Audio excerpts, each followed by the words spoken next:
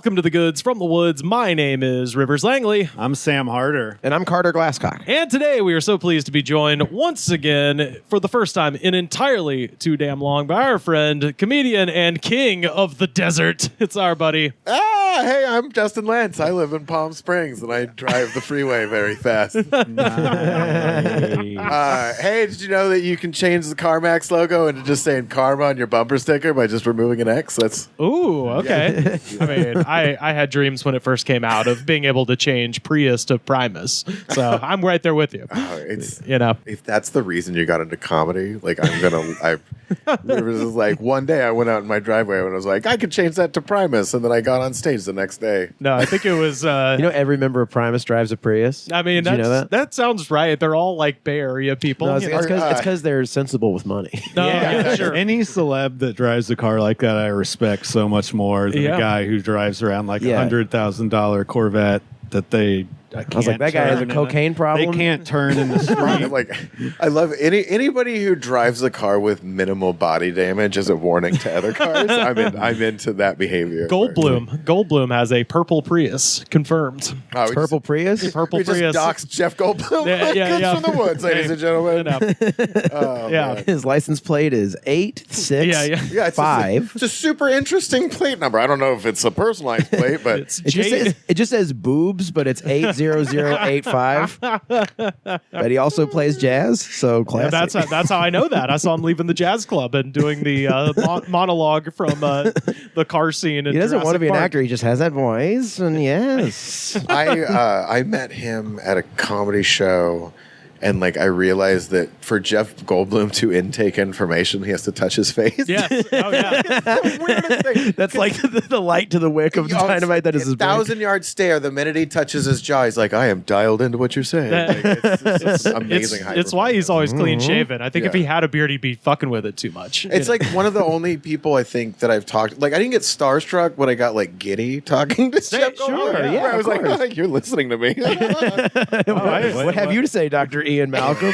What'd you say to him? He was describing jazz to. I'm dead serious. It was Brandy Posey used to picture this over off Melrose, wasn't it? At the Virgil? Yeah, the old Virgil Theater. Yeah. He was talking about vegan beef jerky, and I don't know how he started talking about it, but I came in and vegan beef jerky, but wait a minute. No cow. Immediately became Ron Swanson, where I was just I don't fucking think so. It was real, very I understand. Oh, I can. So you just started arguing with him? I started arguing with Jeff Goldblum about vegan beef jerky. It's not the same. It's not at all. Which is to say, maybe yes. Also, okay. Yeah. I understand your point, but you understand most of that is just spices. And I'm like, I mean, you got a point there, Jeff Goldblum. He was very it's also it's the difference between somebody that's arguing about Ralph's groceries and somebody that only shops at Gelson's. Where it was I'm seeing a tax bracket gap in the way that we're speaking. My friend makes vegan beef jerky. Yeah. Very good. Is he vegan? I don't think he is, but I think at the time, someone else had brought it up because he was talking about dietary stuff. Yeah, well, and you know why? He had a short-lived web series that he was doing for Ralph's, where he was going and shopping and just kind of he did a guy's grocery games, but well, no, it was just he was like, I'm gonna, make my favorite meals at Ralph's, and then he goes, and then the guy helping him in the produce section, he's just like, oh, are you Ralph? You go from small to medium because that's when they're sweet and creamy, with smooth skin. You're almost describing yourself. Small to medium, smooth skin. All right. Sweet and mashable. Okay. I'd be like a big, starchy potato with too many eyes. Four eyes. There you go. It's awesome. And then he goes back to his house. And I make $18.50 an hour, sir. No, that's an extra. There's no way. They wouldn't let a normal person near him. No, he was he was too hot to be a cheesemonger. Okay. So when I used to live in Los Angeles, this is totally off topic, by the way, but this is also a celebrity story that is. This is old fashioned hot goss, guys. Oh boy. I used to work at a hotel in Beverly Hills that was famous for celebrity stuff. I used to ruin takes of Keeping Up with the Kardashians because they used to lock the door to the restaurant because that's the restaurant they'd always get in a family fight in. Oh, nice. And This is our fighting spot. Well, nobody would tell me they'd lock the door, so it wasn't just like jiggle. I would like full on face plant. Let's say a door that was more expensive than I was. Mr. Bean fall out of the door. I would hit it and then immediately go, sorry, like a really loud apology. So that if you immediately win again, I was going to ruin that take too. It's Are there still celebs in Palm Springs? That was like the big spot in the 60s. So there's celebrities, there's local celebrities, and then there's like famous drag queens that live out there. Oh, okay. All right. Gene Autry's mummy walking around, perhaps. There's a lot of Gary Oldman lives out there, so it's like That's perfect. That's exactly the level I wanted to hear, and it's also the level of weirdness that I expect from Palm Springs. Sure. It's like I've seen him 3 times, and all in situations where I'm like, I'm not going to bother Gary Oldman. Just take care of errands. I saw him in the UPS store. I saw him, let's say, late lunch Oldman, where he was ordering a sandwich, but it was like 2:30. So I'm like, he missed a meal. yeah. Damn, he's just like us. Yeah. Yeah, like I was just like, this is why people respect you. Like I think I was like, is this for a role? Like, You know what? I first had my suspicions that Gary Oldman was truly strange. He showed up and gave a speech at the Hollywood Walk of Fame star dedication for Chris Angel. oh, that's awesome. And I was like, oh, Gary Oldman's weird.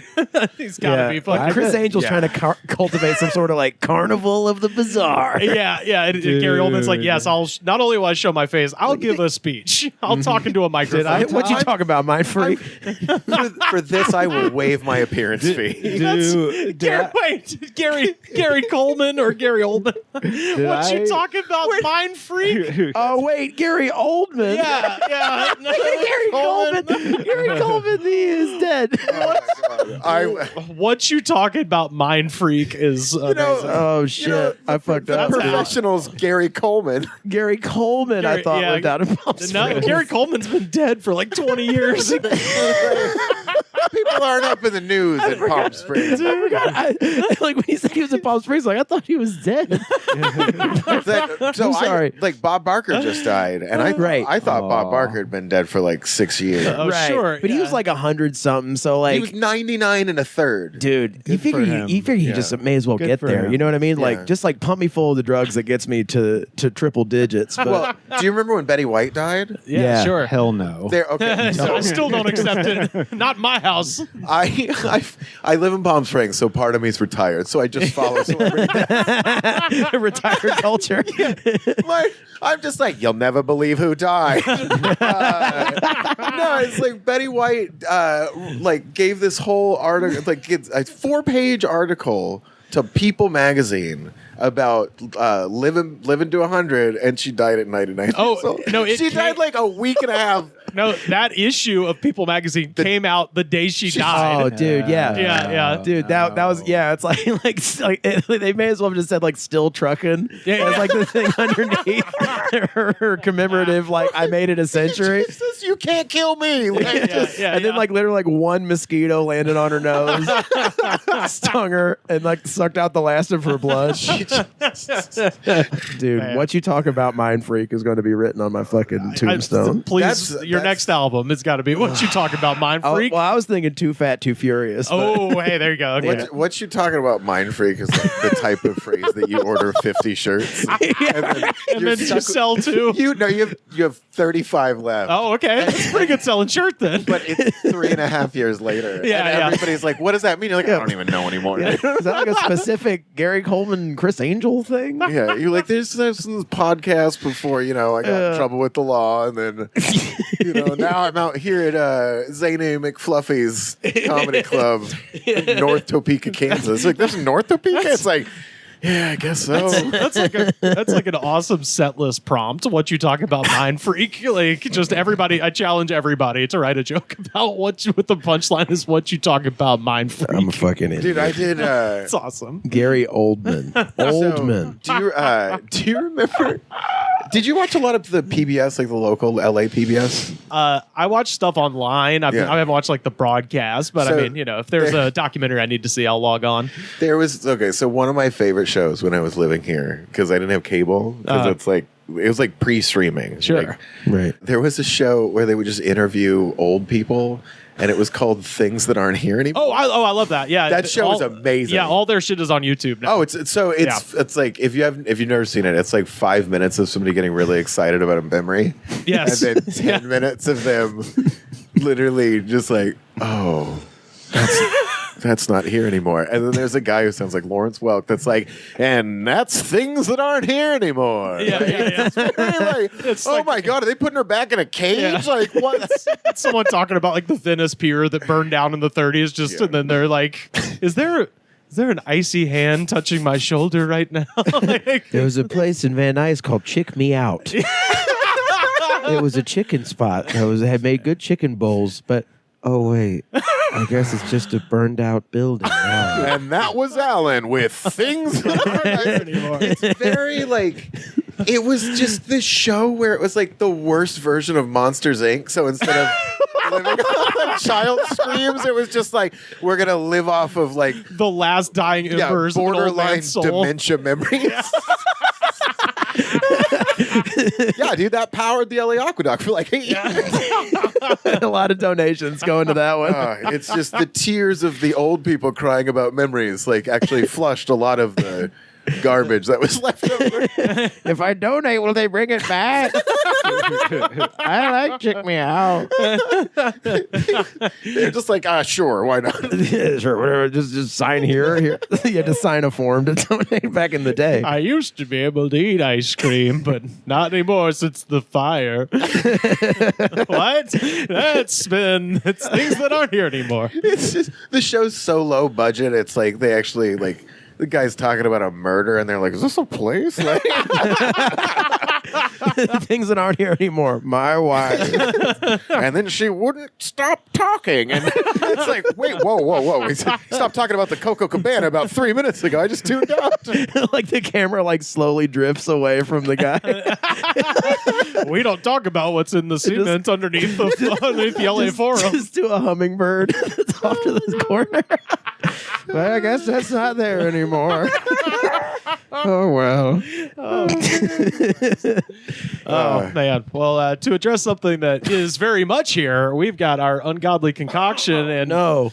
I got to say, this I'm is... seeing the calorie count, though, and I'm telling you, Hot Boy Fall is in effect. I'm only My seeing favorite 10. part is he won't even turn the can to me. It's just nutritional facts. Oh, yeah. And there's a lot of percentages in the double digits. I just It's not put it that good, way. dude. It's not good. Well, so we've talked about the many flavors of energy drink genres, those being aggro, hippie, funny, and that sort of thing, novelty beverages. But this one is our very first emo energy drink. Oh my God! It has. I love it. Go ahead and describe that can for me, Justin. That can is every piece of flash art that you've seen from 2002 to 2006 from a tattoo artist with an asymmetrical haircut, ladies and I gentlemen. was gonna say this should just have Invader Zim on it, based on. Oh, yeah. So that artwork, you can tell that was done by an artist with an asymmetrical haircut because there's no depth perception. Just got one eye covered up with a big floppy AFI haircut. I have. So for anyone listening, which is everyone, This is a very it's visual It's thing. a teddy bear with an Yeah. eye missing, and there's a stitch where the eye used to be. Yeah, it's So- And Okay. then there's some tears. Look at the that- top and of it's that stapled can. back together. How did you find a can with a sad face on the top? Like it's dented perfectly, so the bottom of the can is flat. So it did get dropped, clearly. Yeah, that might have been me. Okay. You can't blame them for that. No, it's so not their fault. there's a okay. So Rivers, I feel like this was picked for my benefit because do you know what my tattoos are on the back of my arms? But go ahead and tell me. So I have tricep tattoos that go from my elbow to my shoulder blade. That they look very like hardcore, like very edgelordy. Okay. But when you look at them, you realize that one's Obi-Wan Kenobi's lightsaber. Okay. And one is Darth Vader's lightsaber. Oh, hell yeah. And they say to love is to fear. Hell yeah, dude. How old were we when we got this? 22 years old. Got Okay. them from a friend of mine in the scooter gang I was part of.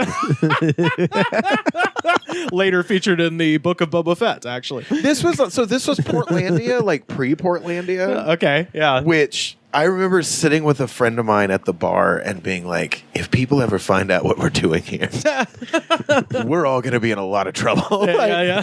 Like I had a 2-bedroom apartment for $500 when I was living in Portland, and I couldn't get a roommate because 22-year-old kid that was like I would just leave garbage everywhere. So it was like I would be like, anybody want to rent this room? And what I'm calling a micro dumpster, like.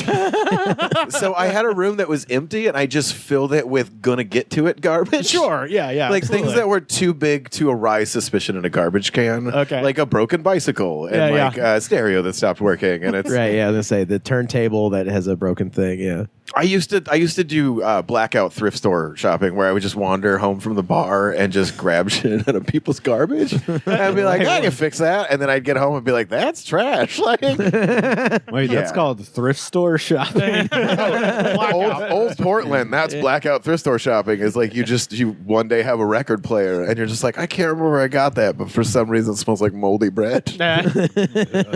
My thought in getting this, I'll tell you, is that though it's a teddy bear, it does bear a kind of striking resemblance to the album cover for the album Issues by Korn. Oh, Yeah, 'cause totally. It's got all of like the little what are those Taylor lines? Yeah, like it's got the, like the pattern stitches. stitching. Yeah, exactly. I love that he's missing an eye. Well, and Do you so remember when is- they had the contest for like which album cover was going to make the cover of Issues? Yeah, so Yeah. and the one on Issues is missing an eye too. So I'll put this up Did on you- Twitter. so- so Damaged yeah. childhood is what Exactly. we're going to be drinking. Right. I love that it's two different fonts and like they're just like, how do we make this font way more emo? Yeah. They're like, let's do one of them vertical. What does it say? Fast and Loud, Lost and Found? So Fast and Loud is the LLC, and they're based out of Dallas, Texas. Fast with a Z. Yes, podcast exactly. Listeners. FAZT and Loud. So this is made by a company called Primeval Labs, and Jesus they make a bunch of supplements, but their, I guess, claim to fame is their pre-workouts that are called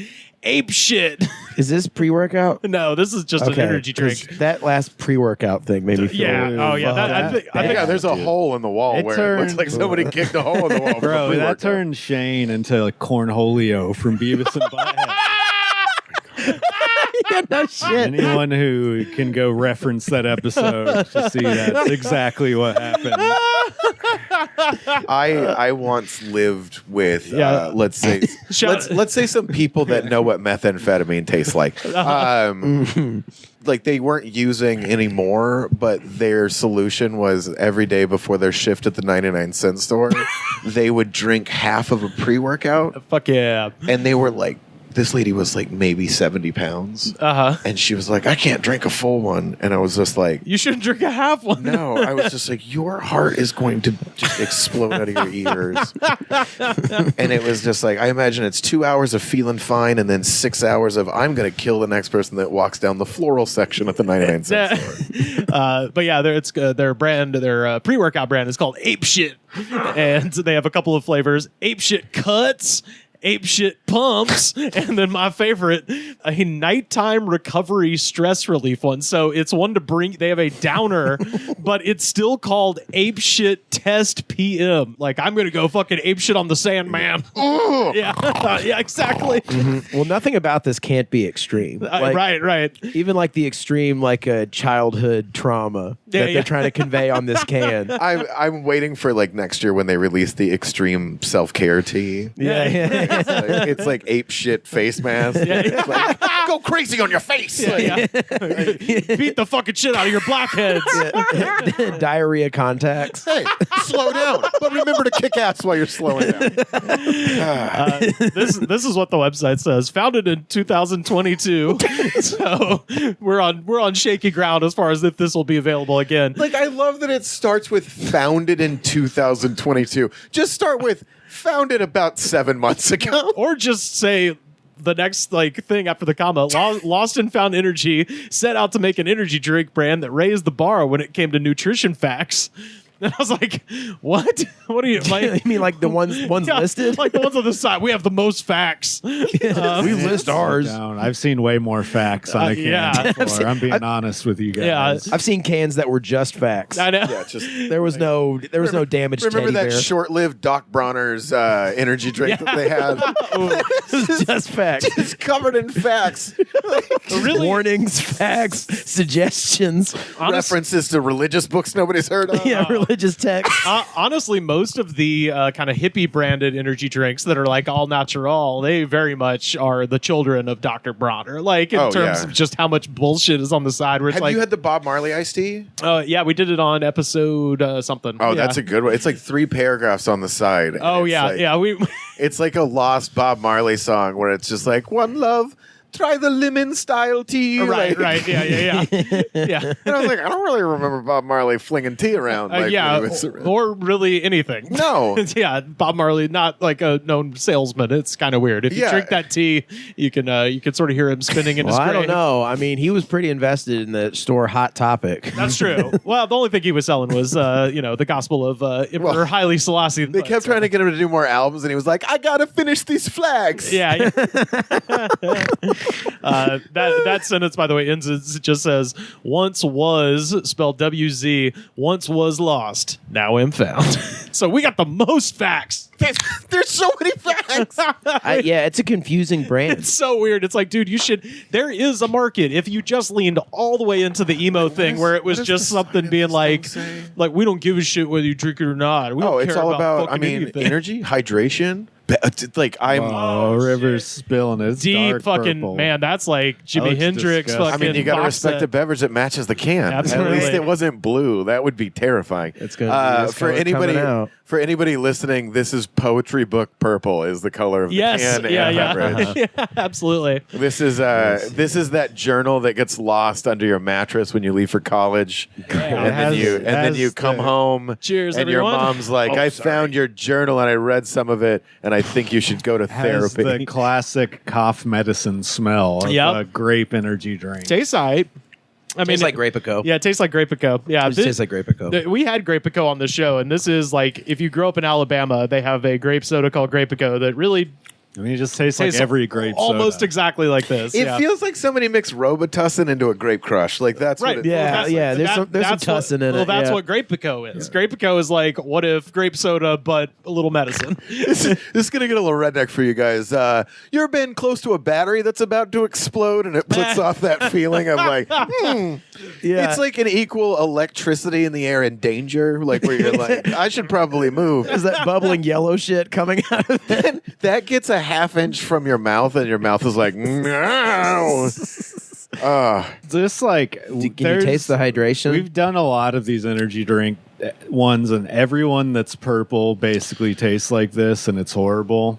It's all right. I mean, It's it's not. kind of you know, like it's like if I just somebody don't like poured. this flavor. I think it's funny that there's a teddy bear with an eye missing, and then it says "not recommended for children." Right, yeah. This is Not recommended for happy children. If yeah, you're, yeah, if you're a sad yeah. kid, For absolutely. damaged children. Okay, the relation to Korn's Issues album. Yeah. They're like, I'm upset with them for not putting a little bit of scat on the side of the can. You know? 20 minutes later, you'll be like, It's just as a kid asleep, and then he pops up and he starts Jonathan Davis scatting. That's one of the nutrition facts. Side effects may include boom. Includes taurine. Includes caffeine. I feel like this doesn't have a CRV. They're like, no, you keep that can. Like, no, we don't want that one back. We can't recycle that. Oh God. Oh my Yeah, the gosh. label feels a little kind of just peeled on there. It seems a little cheap. Oh, totally. Yeah, Oh, no, no, it's absolutely that's- slapped on. They It's a call that sticker label. get out quick label, where it's Yeah. like if the company gets sued, they could just, if you peel that label off, there's another label underneath there, That but would it's make like sense. an equally as emo energy drink company that they're immediately ready to start again. There's underneath that was like this was called Purple Rain, and then Prince's estate sued them, and they're like, all right, lost and found. It's called Sunny Day Real Energy. Oh yeah, Sunny Day. The only energy drink that Jeff Ignick drinks before tuning a guitar. It's like, I don't know if any of this matches up with the spirit of that band. Oh, but. can I get a? It's got minerals, good for your knapsack, like tons of emo references. Can I get a Jimmy drink pre-workout with vodka, please? Yeah, This should the promise drink.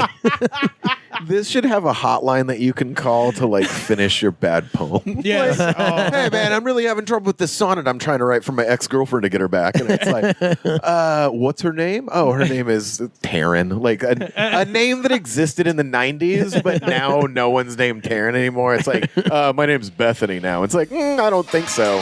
The Apple Drink Cast.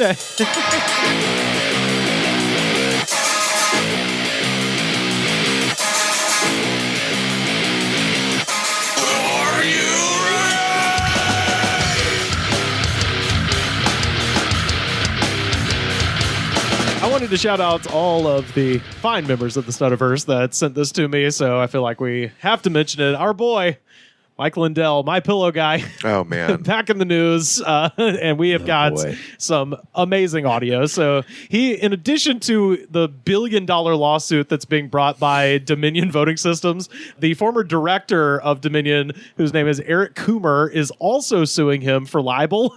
So anyway, all these depositions are coming out now, and there's been some fantastic clips that I just wanted to share with everybody. I had this sent to me 3 times. Twice was by my wife, 25 minutes apart. Also, I had to watch this 3 different times because the first time and partway through the second time I kept thinking it was James Adomian because it's just it's so cartoonish. He's such a cartoon man. They're suing him for promoting baseless allegations that the company helped rig the 2020 election, and at one point during his deposition, Lindell left so that he could go on Steve Bannon's podcast. Oh my gosh. Which is a great reason to leave a deposition. Yeah, oh yeah. A little pod break. Yeah, a little pod break. You guys, I got a hard out. I got to meet up with Banny B. Yeah. Wait, you're not still writing stuff down, are you? Like, because I feel like this is damning to my testimony. You get good Wi-Fi in here? I can zoom. I'm going to zoom into the Banny B.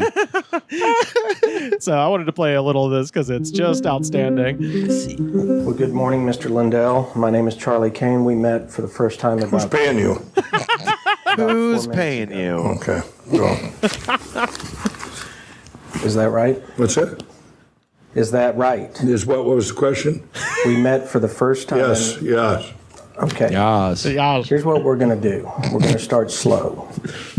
So when they do these, the whole point of the deposition is for the lawyer to make you mad, so you say things that incriminate absolutely. you. So all he has to do... a little high strung for a pillow, man. Right. Yeah. But it's like... Did you get a good night's sleep last night, Mike?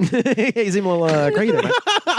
If this man had a friend, they would have pulled him aside and be like, listen, the whole point is for them to piss you off. Where is his lawyer during this? I was wondering. He's sitting next to him. Oh, my God. Yeah, of course. And the lawyer is like, That's just like an exercise in, representing the unrepresentable. I think him and this butt plug chest cheater guy need to get together and be like, listen, Mike, if you feel a vibration down below, I need you to just stop talking about what you're talking about. Take a breath. Think about a field. The lawyer on the other side of the table keeps going, well, I got to talk slow because I'm from Texas. And he just is like stringing him along, getting him more and more pissed. It's just, he looks like you are he looks like somebody is compressing a spring, like a garage door spring. And just I think this is all going back to like redneck shit that I watched growing up. Oh, yeah. Have you ever watched your neighbor put themselves in the hospital by trying to replace a garage door spring? No, but that's what this dude's spine looks like.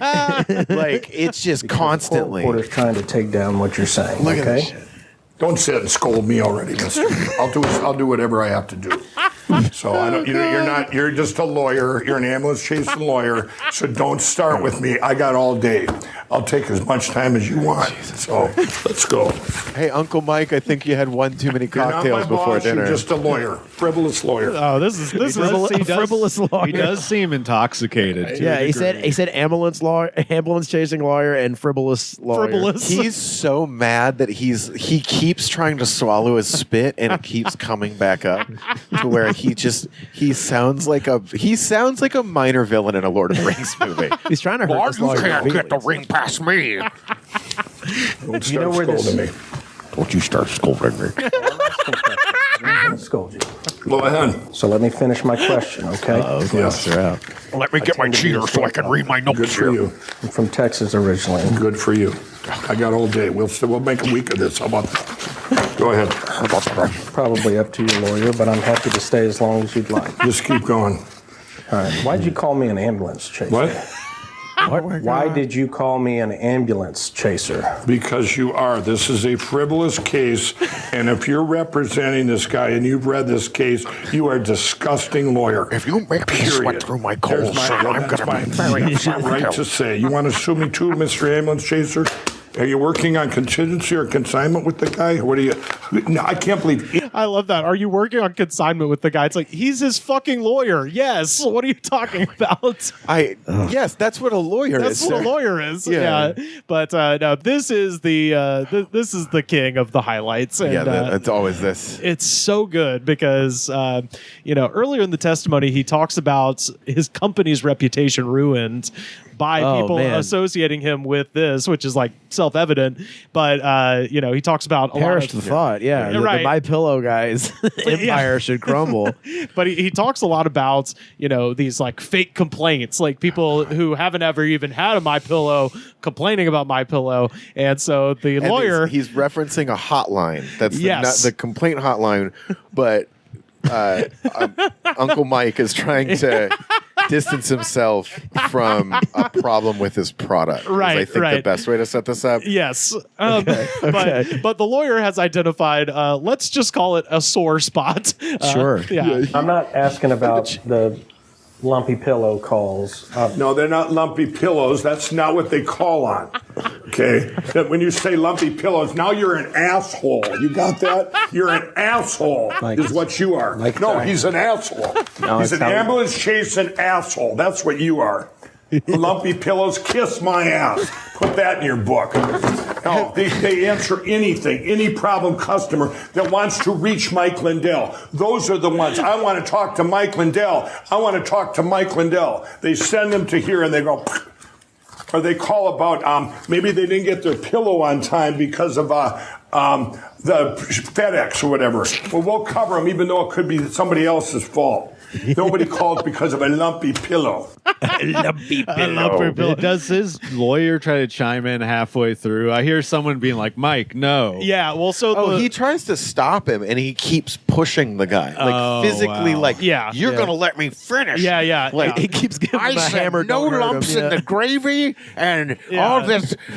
So from what I understand from watching fucking hours of silky smooth pillow, from watching hours of Alex Jones doing this, basically, if it's a civil lawsuit, you can't stop the deposition. All that your lawyer can do is basically sit there and go, objection for cause. Yeah. And so when they go back and review it, it is just made note that the person's attorney said this is fucked up. But you can't stop it. You can say you're not going to answer it, but you can't stop what's happening. This also goes into the full deposition as discovery for character witness stuff. So basically they use these depositions to then attack your character. Yeah. If you're making a good point, they will reference this. So he's just hung himself by his own balls just now. Like it's like this guy is insane, argumentative. He hit him in the soft spot. Yes. Actually, the lumpy spot. Yes, the lumpy spot. He has the same. I've heard this type of vocal anger before, right? And this is the type of gambler who's just lost the fourth leg of a fifth leg parlay. Yes, and is cursing out a bunch of. At this point, it's usually college kids on a television. Yeah. Is just directing that anger like a mismanaged spotlight to anybody. This is a personal assault. I don't know who told you Penn State to win her, but they got to me real quick. Everybody else won. He's an asshole. I got to explain this to my wife. She's been in the room for 3 hours watching her shows. Like, it's very like. Do you know his history as a gambler? Oh, he's got a bad gambling. Yeah, well, so I read his book, and we talked about it on the show, and he was the like... links you will go to. I mean, I gotta understand. To encapsulate the worst people on earth. So, okay, I was working in heavy manufacturing in Las Vegas and had a bunch of sports betting. That's like... Hold on. And watched Uncut Gems with 3 other degenerate gamblers. Sure. And I've never watched anyone agree with that movie. Like, well, he won. Yeah, you got to double down. They went to the cage and checked their tickets like after the movie. I was like, well, so we learned nothing. Okay. Yeah. No, what you just said, that's like telling George Lucas he shouldn't have made the prequels, okay? We all wanted to know the backstory of Darth Vader, all right? And then he was like, I'll make it as long as Natalie wears my costumes I made. Actually, we're going to have Luke be more of a child in this one. Yeah. The deposition, as we said, ends with him being like, I gotta go talk to Steve Bannon, and he walks out. So they make him. He kind of has some pallbearer. He's given pallbearer. Oh yeah, he straight up hard outs them at a deposition, which is he. Was it Law and Order witnesses them? Like he dock worker character Law and Orders them, where it's like, listen, I got to move these boxes. I can't talk to you about this double homicide. Right. Which works if you're a witness at a crime scene, but not if you're a fucking guy being deposed. Yeah, and I got lumpy pillows to push. Okay, I got it. Not if you're facing federal election meddling charges. Here's my thing. You got to talk to him. His life is so on the line here, and he's willing to stand by his product before himself. Yeah, and that's respectable. That almost makes you want to try the pillow. Okay. It makes you want to try the pillow. Here's my thing, though. He's facing federal prison time. Right. Yeah. Why not defend your smooth-ass pillows? Yeah. He's just after that prison commissary money. Yeah, well, he's like, listen, honey, don't buy me any more Twix or Snickers bars in my commissary. Go ahead and put a MyPillow in there because Mike's coming in, and I gotta, gotta get on his good side here. So anyway, like he had to come back the next day, and so that's why he's wearing a different shirt. But I did just want to play my absolute favorite clip, and this is just 5 seconds. How do you guys sleep at night? You obviously don't have a MyPillow. That's a fact. Tie it in, businessman. Always be closing on your MyPillow. I was about to say. Give him the steak knives. Give him the Cadillac.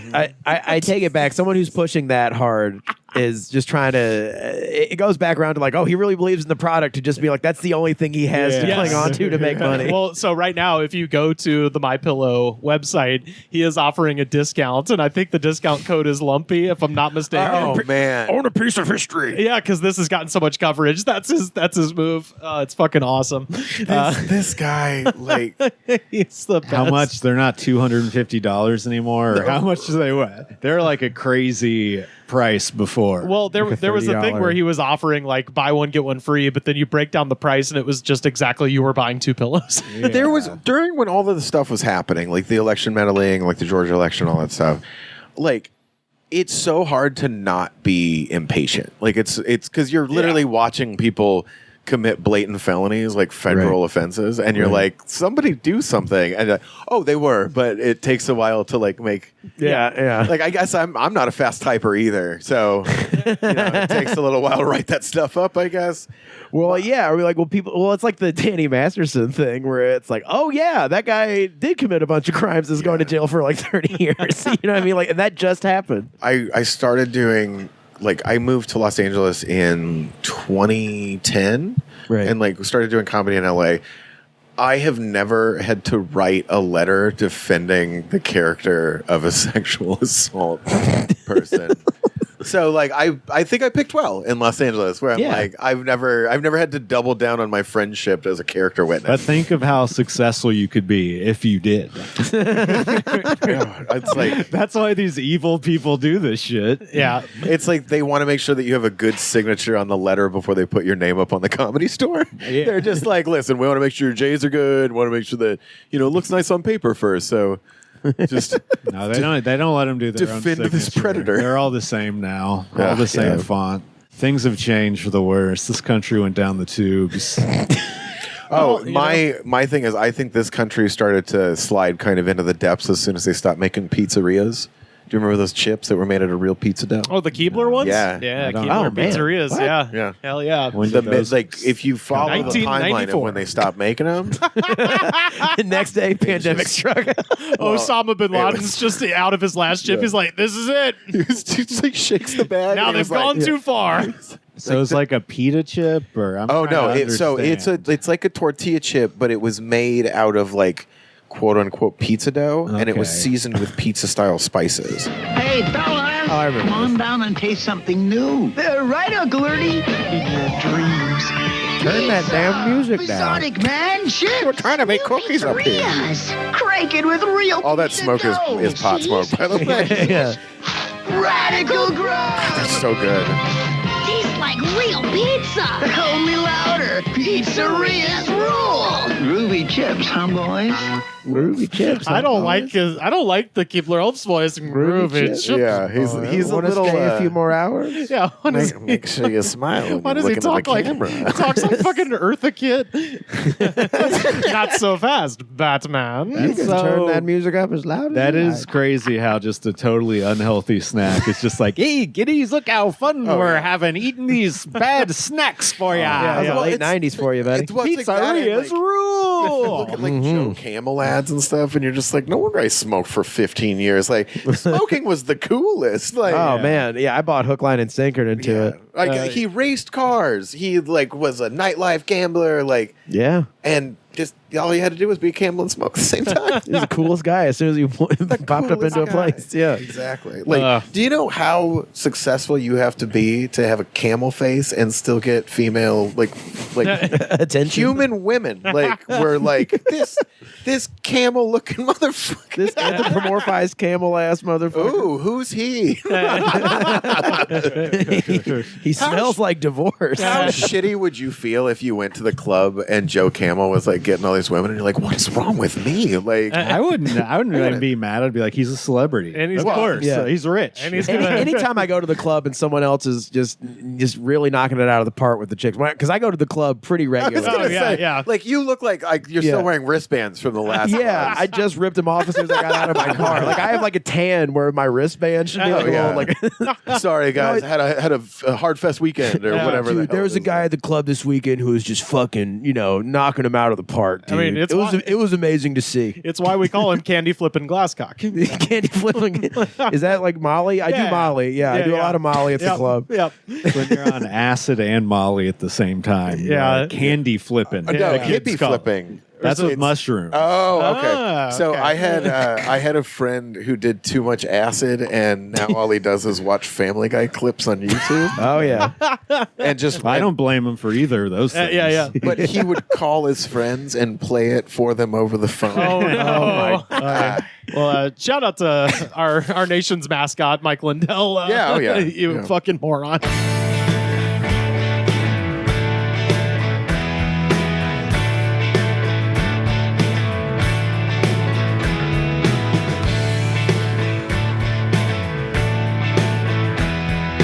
We have a segment on this show where we like to talk about our guests' hometown, and in this case, we are going all the way up to NorCal, to the hometown of Justin Lentz, and Oh, yeah. I'm gonna expand it out a little bit to include the county as well, because the hometown is Cottonwood, California. When I grew up, there was 2,000 people. and Uh-huh. We had regularly 40 to 50,000 head of cattle moving through that town at any given time.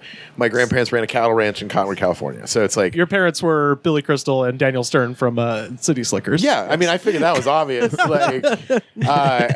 Like my grandmother is Jack Palance. Like, that Oh, is- sure, yeah. Grandma Curly. I am Bruno Gantz. I am dead serious about but it was like my grandmother's like 72nd birthday or something. This goes back a couple of years. It was when John Bon Jovi had the DirecTV commercials, and my grandmother and John Bon Jovi were slowly turning into the same person. So I took a picture with my phone of my TV, and then I posted it as like, I don't have any pictures of my grandma, but still got John Bon Jovi commercials, so I get reminded of her every time. And my mom showed it to her, and she like called me and was like, "That's the funniest thing I've ever seen." She's a great lady. She got trampled by horses when she was like almost 85. Jesus Christ, 85? Yeah. Holy shit! And it didn't kill her, so she thought She ain't gonna live forever. No, so she had like 4 or 5 horses. She was living in like a double wide trailer on like cattle pasture, but had like 4 or 5 quarter horses for like working cattle. She opened the gate, and the horses rushed the gate, and those gates are like made out of steel. Yeah. Right. Gate smashes into her, knocks her into the mud. Into a bed of roses. Oh yeah. Just like the Bon Jovi song. That's what it's actually after. Yeah. So she got trampled by about 4 horses. So like one of them stepped right on her femur and like broke her finger. Oh my God. She pulls out a pack of Benson and Hedges 100 out of her bra and proceeds to sit and smoke in a field with blood coming out of her Wranglers. Yeah. And her neighbor sees the horses like running across the road and like comes out and like gathers all the horses up. She was in the hospital for 2 weeks, checked herself out because they wouldn't let her smoke in the hospital. Oh shit. So your grandma was like the toughest woman on earth. Yeah. So she died. Rest in peace, Grandma Holda. Fighting a bear. She died because like she had a crystal that had formed in the bottom of her stomach. That was so large that if they removed it, they thought it would kill her. Right. She was like 70 pounds, but like smoked till the day she died. Like the nicest woman made out of leather I've ever seen in my life. Like, she's like super, super nice, but like was obsessed with like Bob Seger. Like Fuck yeah. I didn't. No arguments there. I had never heard the term methamphetamine growing up, but a lot of the people that drove trucks for us in the 90s used to refer to something called Go Fast, which is meth. It's crank. I like how literal I've never heard it referred to as Go Fast. Yeah, I love that. Go Fast is a trucker term for meth. Okay. So they call it Go Fast Well, because you can't drive slower than 90 miles an hour, which is where the name comes from. I feel like you have like a There's ghost a difference with this. between speed, which used to be the thing. That's what. Yeah, it's like speed and meth crank. came out and changed the game. Apparently, apparently you can't find speed anymore because everyone loves meth. No more reds. Yeah. Oh, no. I've seen a lot of like Spider-Mans on Hollywood Boulevard on Go Fast. Yeah. Oh yeah. Have you ever had relatives refer to like speeding as flying low? No. Oh, you mean like you're like going so fast you're like kind of like You're in a flying low, low, like you're gliding. Yeah. So my family had like an F-350, and we used to tow a gooseneck at like 105 miles an hour, like from California to Oregon. Oh, Jesus Christ.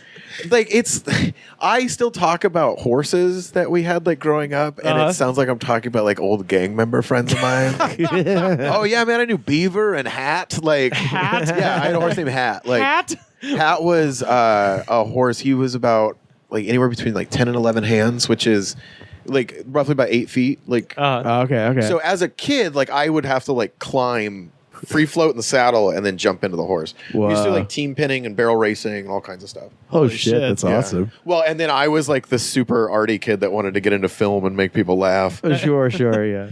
Speaking of movies, Cottonwood is where Chris Farley's last movie, Almost Heroes, was filmed. Oh, really? Yeah. Him and Matthew Perry, everybody's favorite guy now. Hey, you want to hear a story about Almost Heroes from Please. Redding, California? Yes, indeed. So there is a steakhouse in Redding, California called Cattleman's Steakhouse. I don't know if it's there anymore. It was there when I was a kid. When you walk into Cattleman's, it's like one of the better steakhouses in town. Okay. You would wait in like their lobby area.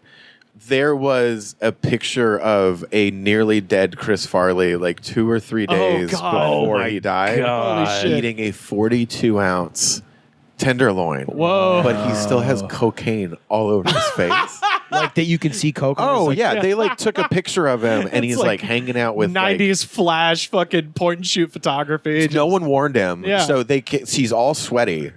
It's like if somebody took a picture of Elvis right before he went in the bathroom to die. Like it's real bad. Like ghoulish. Oh, ghoulish with like surrounded by prostitutes. So sad. Cattleman's still open, by the way. So Nice. now we got to go and see this picture. Oh, it's probably still there. Yeah. Because Oh, it look was it like up online a right photo now. in a glass case, and it says the date, and it's like if you do the math on it, it's like. It's the point of no return sign from Back to the Future 3, where it's like, leave no souls here. Yeah, abandon all hope. Yeah, abandon all hope. You enter here. Yeah. Yeah. We used to go jet skiing, like right where they shot a lot of Almost Heroes. So Right. I had a jet ski when I was a kid. Like my dad built like this racing jet ski that we used to race in the lake and also in Sacramento River.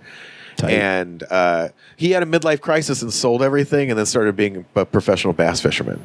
Okay. Oh, shit. Do you know what's super exciting to a teenager that's into extreme sports? Slow moving bass fishing. Yeah. I was But upset. the thrill of catching a big one, you know? Well, my thrill of bass fishing with my dad growing up was I would stay up all night watching like movies, and then I would sleep on the back of the bass boat, and he would kick me because I was in the way. He's like, "There's good fishing over there," and like he would like step over me and then get upset, and then like just like slowly push my lifeless body into the boat.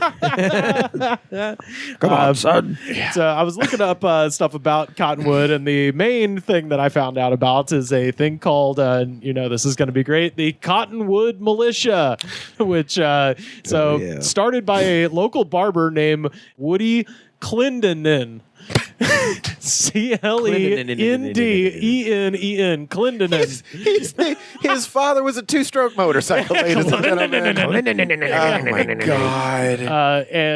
He started the militia in 2008. It's weird, that I can't really think of anything that happened in 2008 that would make right-wing people go crazy and just take up arms in the desert. That seems fucking nuts. Sure.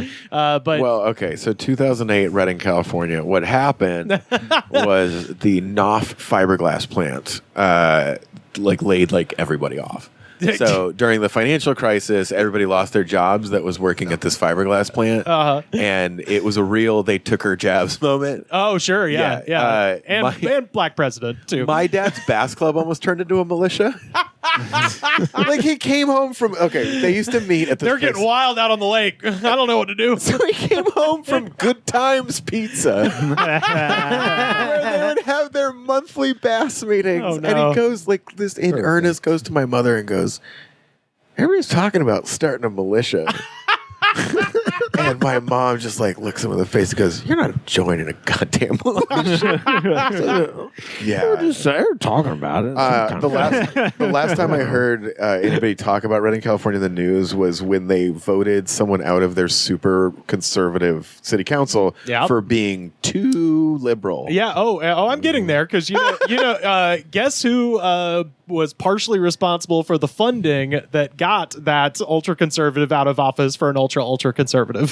Mike Lindell. Bingo! No, Nice. That would be. I knew this was juicy because I walked in and you were like, "Did you hear about this?" And I was like, "No." And you're like, "Yes." Mr. Boomerang, he's come back again. Oh my god! Yeah, so he's one of those guys. Yeah, you're foreshadowing. That's why I wanted us to watch that. Context clues, guys. Yeah. So members backed by Mike Lindell, among others, have begun pushing out traditional Republicans from local offices of the militia. So, and they're also part of what's called. Does he have a residence in California? Why would he care about He's this? in Minnesota, so he is. So he's just a douchebag crazy. He's the town that I grew up in Redding is. So Redding, Cottonwood, that whole area is part of the state of California that's trying to secede because California is too liberal. I've heard about that. It's the state of Jefferson. The Jefferson movement. Yep. It is garbage. It's like all of the weirdos that live in the small towns that think that the reason that things are shutting down is not automation, but it's the one black guy who lives here. It's right. It's Mark. It's Mark's fault. Fuck Mark. It's the craziest town. It's like you're in California, but you could be in any small town in the middle of anywhere in the country. It is the flyover state portion of California. It is lit. So I just went to my uncle's funeral in February. So I just went up there. California is 800 miles long for anybody who is not from this part of the country. It's a big state. So that part of the state is very different. I was super excited because they had those deep fried raviolis. Oh, sure. You don't really. I found out you don't really see those outside of the Midwest. That's a big St. Louis thing. Is the deep fried? Yeah, it's a big Midwestern thing. Yeah. Also huge with Jack in the Box before they killed all those kids with salmonella. That was on the old Jack in the Box. It was video. E. coli. Oh, it was E. coli. Come on, be fair. They killed people with E. coli. Yeah, there's it was. The Jack in the Box menu used to be so fast and loose. Like they'd throw anything up there. Oh, it's still Yeah. pretty damn loose. I spent. It's like pizza, egg rolls, whatever. Snoop Dogg's Munchie Meal. What? What's going on? We were in this hotel conference room for like the wake thing because it wasn't like a viewing. Like we weren't there with like a dead body. It was basically we were there to talk about his life. Nobody said a word to each other. Everybody was at different tables, and all we did was listen to the same 12 Eagles songs in a loop. Over and over and over. Damn, at least put on the damn documentary. That's 3 hours long. Well, while I listened to my mother be very upset, but also like mildly threatening. Yeah. Like she was like, I'm glad that she didn't show up. Like my family is very like, if certain people show up to events, they will fight each other. Oh, cool. Oh, it's so nice. Yeah. It's very like chill. Oh yeah. You're like, I'm so glad I'm around my family. Yeah, right oh now. yeah. It's very like super glad that I drove 800 miles for this to watch two of my aunts threaten to beat the shit out of each other in the hotel conference room number 6. Of You're like, no fight? Well, I just kept asking the lady if they had any more of these deep fried raviolis because like she kept bringing them out, and I was like, you just leave the pan by this table over here. Yeah, and yeah. she like looks at me, and I was like, I don't want to talk to these people. Like, it's much easier if I'm like, well, I'm just eating raviolis. Yeah. And don't leave the pan too close to my aunt because she will waffle my other aunt with it. Oh, it like was- it's ECW. It's very like every song that Don Henley had a major part in writing was in this playlist where it's like the real like I heard peaceful, easy feeling enough times to want to burn that hotel to the ground. Like, I was like, this is too much. Like, and it's like you can only hear peaceful, easy feeling so many times and listen to two women in their 60s talk about close fist punching each other in the face. Like, you're like, I don't think peaceful or easy is any part of these feelings. Are they literally yelling no palm strikes this time? Yeah. Like closed fist. A lot of Costco jewelry and turning it around, and you're like, are you going to strike closed palm, or is this like is this a leave no marks fight? Like it's very like body shots only. Yeah. Standing on a corner in red in California. Yeah, I got it's- body shots on my mind. like so. There's when people are reminiscing about time they spent in Lodi.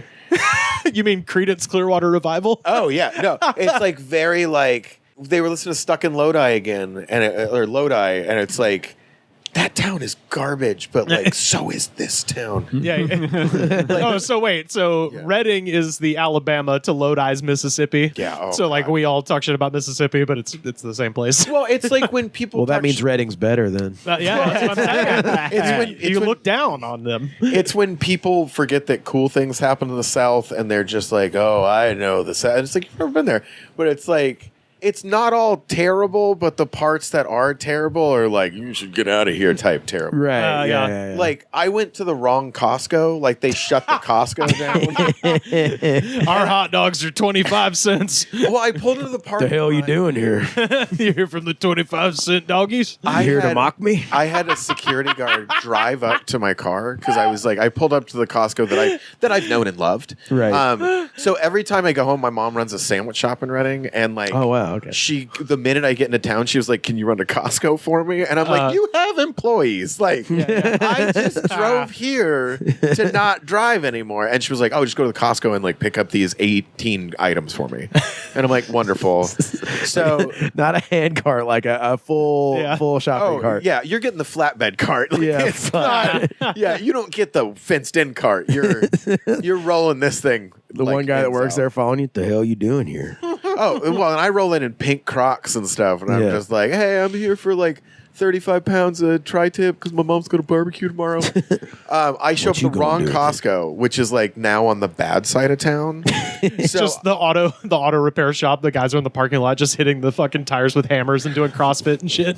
I had a guy pull up behind me like I was like firing a firearm into the air, like with that type of fervor.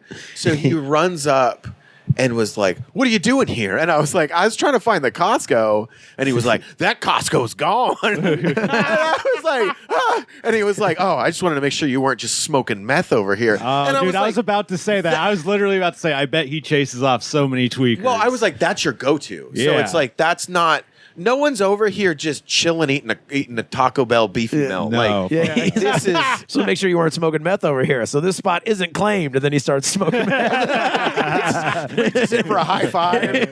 He's like, roll your window down a little further. I want to give you some love. And I'm like, nah. So I finally find the Costco in Reading, which like, do you have roundabouts like when you go back home? We put in roundabouts in rich neighborhoods to slow down teenagers. Oh man. Yeah. So they put a roundabout in front of the Costco. You want to watch a bunch of panicked retirees try to figure out a Costco roundabout? They actually just put a roundabout on the main, like one of the main roads in Auburn, and people are furious. I bet. And you're like, it is so much more Where efficient. does it end? Like my favorite is when Western European racism comes out when they put in a roundabout, because the only time anybody's ever seen one is England. Is in but Paris it's or watching England, white people get mad at white people who sound a little differently. Yeah. These damn Cockney people with their stupid wheelie wheelies. And it's like, whoa, what? Like, They have one in Nashville, and it was like, it's messing up my Google Maps. I can't get to Vanderbilt. It's messing up my fucking Google Maps. which one is the far left lane? I'm just going to jump out the fucking car, dude. We don't got an Arc de Triomphe. This is not Très Bien, all right? my favorite is the water feature that they put in that they can't find a way to stop having teenagers screw with Just it. drive over it. Oh, yeah. Oh, hit it. Put like grocery, like put in like the dish soap in it, but it's like too much dish soap, so it keeps killing all the plants. So it's so like, because like I grew up there, so it's like it's like my shitty little town. So it's like, there's parts of it that I absolutely love, like, of course. But there's also parts of it where it's like, it does feel like my episode of things that aren't here anymore. Yeah, right. But it's very like the things that are memories in my head are just garbage. They're like garbage or ads for other businesses. I'm like, you guys miss the old Taco Bell architecture? Anybody else? Oh man, teal and pink, get out of here. Or before they went full Demolition Man, like anybody? Yeah, when they still had the bell up. Spanish Mission style. Yeah. When they still had the taco burger, which was like, I was never around for that. it was garbage. Like it was It sucked. where it was It's like the sloppy Joe, but with fucking. It was. It was all it was the meat and then like On some a sprinkled cheese and then like just the tears of a 17-year-old kid who's not going to college. Like that was what was the umami flavor in it. If you got Tyler on a good day when he realized he lost his scholarship for smoking weed at high school, man, it's just like it's that perfect like crystal clear moment of clarity spice is what I call it. The alfalfa sprout texture of his own pubic hairs being sprinkled over it. It's when Subway used to still have the round pepperoni sandwich. It's just like, just give me mayonnaise and gout. That's what I want. I wanted to bring this up about the north end of the county. Oh, yeah, okay. So Shasta County, which is not the namesake of the soda. I think it is. Yeah, it is it is named after the mountain. Yeah, Mount it's Shasta, named for Mount Shasta, which comes from the local Indian tribe, the Shastinos. Right. Oh, okay. So, I just was casually, because I knew we had Justin on and we were going to do the segment. So I was like, let's look up just what's happening in the county. I so rarely get to talk about this stuff, too, which is so awesome because I love it. Buddy, your home county is the epicenter of cults. It's fucking crazy how many cults are in or are so it's like in the water. It's bad. It's insane. Is it? And it's is it a beautiful geographically? Yes. Is it a beautiful place? It's gorgeous. Yeah. So yeah. I will tell you this right now. Mount Shasta is gorgeous. The area around it. Yeah. Over under 3 years until there is a documentary about the thing we're about to talk about. Okay. Well, we are in between part 1 and part 2 of Wild Wild Country right now. Yes, oh wow! In the living it. Yeah. Wow. Oh yeah. Yeah. It's bad. Well, and I'm going to mention this, but first I did want to say because it's every kind of cult. Yeah. Oh yeah. So every it is flavor. The Benetton ad of cults. It is my the Baskin Robbins of cults. It is so crazy. Yeah. So the most notable, I think, early on is something called the Lemurians. Yeah, the Lemurians. So the Lemurians, back in 1899, a guy named Frederick Spencer Oliver published a book called A Dweller on Two Planets, which claimed that the survivors from a sunken continent called Lemuria had hollowed out Mount Shasta and turned it into their capital called Telos. He pitched this to Joseph Smith, and Joseph Smith was like, man, this seems a little crazy. Yeah. Lemuria is essentially the Pacific version of Atlantis. Yeah. So it's this like lost continent, and these like 10-foot tall Lemurians came to Mount Shasta, and it's apparently hollow on the inside, which is sort of true because it is a fucking active volcano. It's kind of a Scientology thing, like it's born out of a. Well, so Redding is surrounded by active volcanoes. Like it has Mount Lassen, which is an active volcano. National park, It's too. a national Yep. park. Mount Shasta, which is an active volcano that last blew up in the late 1800s. Oh, wow. Okay. Yeah. It split the mountain in half. So there's literally one side of the mountain that you can see is like sheared, and what local geologists think is that's where it popped out. It's so much that there's literally the remnants of lava tubes created the Shasta Cavern. So there is a cavern system that runs between Lake Shasta and Mount Shasta. Yeah. That is this absolutely beautiful thing that if you ever want to hear people complain about one of the prettiest things they've ever seen, go on a boat ride through the Shasta Lake caverns. Because everybody goes through water caverns and then it's like, why is it so humid in here? And I was like, the water and the heat. The air doesn't move good through here. Yeah, and it's a volcano. And active heat from a volcano source. Yeah, I want to go back to the hotel. It's hot in here. Can I go back to the casino? Is gambling legal up Wind there? River, so it's Indie casinos. Oh, yeah, so, it's, so that attracts a whole different type of crazy people to the area. If you have a social security check and you want to make sure it clears in poker chips, I know at least 2 spots you can go. Wow. So in 1931, a second book gets written about the Lemurians, and that is written under the pseudonym Weissar Spenle Cerve, which is really just a guy named Harvey Lewis, wrote a book about the hidden Lemurians at Mount Shasta, and it is widely regarded for the popularity of the legends concerning the Lemurians. So about once a year, some crazy guy comes down from hiking Mount Shasta and goes, I saw a 10-foot tall man with sandals and an 8-foot long beard. Could have been a tree too, but So there are also a lot of Sasquatch sightings in the area. So there are people that claim to see a 10-foot man in somewhere between Bigfoot and an intelligent person, because it's wearing like sandals and stuff. They're wearing robes. A wizened foot. A wizened foot, Yes. yeah. a wizened foot. Oh my god! So that book comes out, and it ends up getting incorporated into the philosophy of the I Am movement, which is a break-off sect of Theosophy, which is the Madame Blavatsky, ascended masters. These are thing. not the I Am movement are not fans of Will I Am of the Black Eyed Peas. No, they're not Fergie-licious. They're not Fergie-licious. Okay, this is not Fergie Nation. I was very confused for a second. So they've got Lemurian stuff in that cult. There's Lemurian stuff in something called the Summit Lighthouse, the Church Universal Triumphant, and then my favorite, which is the Tripping the Light. Fantastic. Yeah, well, no, my favorite is the Love Has Won cult, which is a lady named Amy Carlson who's dead now, but she called herself Mother God, and she claimed to have been reincarnated 5,000 times.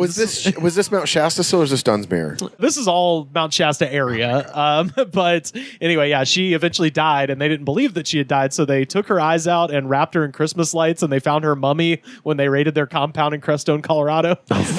So, and also we got Indigo Children guy, Cryon going on there too. So, but anyway, my favorite little story. In 1904, British prospector named J.C. Brown claimed to have found an underground city 11 miles deep in the mountain full of gold, shields, and mummies, some of which were 10 feet tall. When he told the story to others, the group compiled an 80-person team to explore Mount Shasta for the underground city, but on the day the team was to set out, J.C. Brown disappeared and was never heard from again. The government killed him with a laser. He had that engine that runs on water, and they were like, not in my country. Well, so he gets together like 80 people for this thing, and what I think happened is, because I was reading it, I was like, oh, obviously he stole money from them. Yeah. But he forgot to do that. He didn't do a grift. It was just like, hey, come on. And then he got to the point where he's like, oh shit, they're actually here. And then he just disappeared to the mountains and no one ever heard from him again. So I was like, you idiot. You're in it. And the fact that he's British makes it make sense, because I was like, if he'd been American, he would have gotten money out of these people. Yeah, British people learn, like, it's like when people learn a language on Duolingo. It's like you're Duolingo fluent, like you're not fully fluent. Like, yeah, well, British people, it's like brutal colonialism. America is the land of scams. We are a nation of scams. Oh, hell yeah. You know? Dude. I was just thinking, it's like any beautiful place, like geographically beautiful place in America is going to be like covered with cults or scams. Yeah. We got scammed when I was growing up by the Laundry Globe.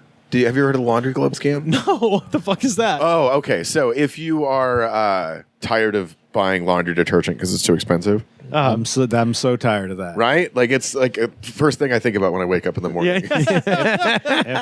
All the money I'm losing on this damn detergent. So I've written so many letters to my senator. So MLM scam, total multi-level marketing scam. Sure. But it was a globe, hard plastic ball that you would throw in your washing machine, and it would use reverse ion technology. Oh, hell yes. The same thing clean your clothes. That's what helps my golf swing with my Q bracelet. Oh, nice. Yeah. I just keep shoving pennies up my ass to get all the copper effects. And then somebody told me they're not made out of copper, so now I just don't know what to do. Well, no, they're made out of zinc, so now you're naturally cold resistant as well. Yeah. So we talked about the New Age people. That's up in Mount Shasta. Now we're going to move a little bit south to the big city of Redding, where we will get introduced to a man named Papa Bill Johnson, who is the pastor of the Bethel Church in Redding. So the church has grown to 11,000 congregants in a city of just over 90,000 people. So 1 out of every 9+ people is a member of this church. Leaders of the church claim to have witnessed angels appearing during their services. They say that they have seen balls of electricity that throw people into the air. And Bill's wife and co-pastor, Benny Johnson, and this is going to kind of go into the Lemurian thing a little bit. She teaches that there are fiery angels underground that have fallen asleep. And in a blog post, she wrote, quote, I think that they have been bored for a long time and they're ready to be put to work. She related a story about one of her students at the Bethel Supernatural School of Ministry, which is known colloquially as Christian Hogwarts. Or the little cult on the hill is what we always refer to it as. It is, Professor X's School of Gifted Youngsters. Sure. Yeah. It's that for idiots. So one of the students... Parents, you have potential. So one of the students said that they talked to God, and God told her to go to the chapel and yell, "Wakey, wakey!" to the sleeping fire angels. And this is from Benny's blog. Quote, nothing happened for about 5 minutes, so the student went to leave. As she turned around, she felt the ground begin to shake and heard a huge yawn. She looked back at the chapel and a huge angel stepped out. All she could see were his feet because he was that large. She asked him who he was, and he turned to her and said, I am the angel from the 1904 revival, and you just woke me up. Oh my God, it's an angel that... Wait, is it AD or BCE? Like, what's this angel? I think it's probably their church revival from 1904, but it's like you just like the new stuff. You don't know about the old stuff. I love that it's not like an Eon or like something cool. 1904. This is the worst dungeon master I've ever had, by the way. He says, why have you been asleep? And the angel answered, because no one has been calling out for a revival anymore. So they opened the School of Supernatural Ministry in 1998, and this is Eric Ting writing for SF Gate. Quote, residents say Bethel students are a regular fixture in the city streets, both practicing prayer healing and participating in quote-unquote treasure hunts, which the church describes as seeking out treasures, also known as people within the community, to pray for. Ex-Bethel member Donnie Chamberlain said, quote, Bethel students would pray together and someone in the group would say, God says we're looking for a person in a plaid shirt. And then if you were wearing a plaid shirt, they would stalk you. Oh, and God forbid you walk with a limp. They'll approach you and ask to heal it. So okay. They got full on, like, they claim that they can cure cancer and autism and regrow limbs. And as we're going to talk about in a second, raise the dead. But this is their main thing, is just harassing unhoused people in Redding. I got a story about the Bethel School of Ministry. 1999. This is a year after Bethel School of Ministry had started. Yes. I was hanging out with a bunch of miscreants. We used to steal those, they're like a kiddie pool, but like there's the turtle that you fill with sand. That's like a little kid's thing. Uh-huh. So if you just get a handy pair of bolt cutters, you could just steal those from outside of the Walmart because they put them on display outside. Okay. So you take them and throw them in your friend's, let's say, hypothetical white Dodge van, and then take them back to his place and outfit them with, let's say, stolen boogie boards and old skis. Uh-huh. You can turn these into dirt sleds.